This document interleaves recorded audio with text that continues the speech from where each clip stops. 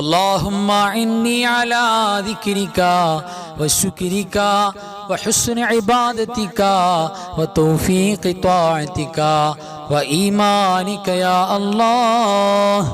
اللهم إني على ذكرك وشكرك وحسن عبادتك وتوفيق طاعتك وإيمانك يا الله. അള്ളാഹു സ്വീകരിക്കട്ടെ. അള്ളാഹു ഇനിയും ആക്റ്റീവായി അമൽ ചെയ്യാൻ അള്ളാഹു തൗഫീഖ് നൽകട്ടെ. ആമീൻ.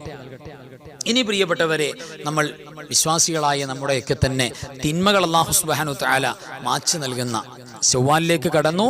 റമദാനിന്റെ പാപമോചനം, മഗ്ഫിറത്ത്, മർഹമത്ത് എല്ലാം അവസാനിച്ചു.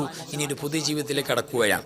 ഇനി സംഭവിച്ചു പോകുന്ന എല്ലാ തെറ്റുകളും അല്ലാഹു മാപ്പ് നൽകാൻ വേണ്ടിയിട്ട് ഖുർആനിന്റെ കഷണം കൊണ്ട് തന്നെ നമ്മൾ ഇസ്തിഗ്ഫാർ ചോദിക്കുക എന്ന് പറഞ്ഞാൽ ഏറ്റവും എഫക്റ്റീവായ ഇസ്തിഗ്ഫാറാണ്.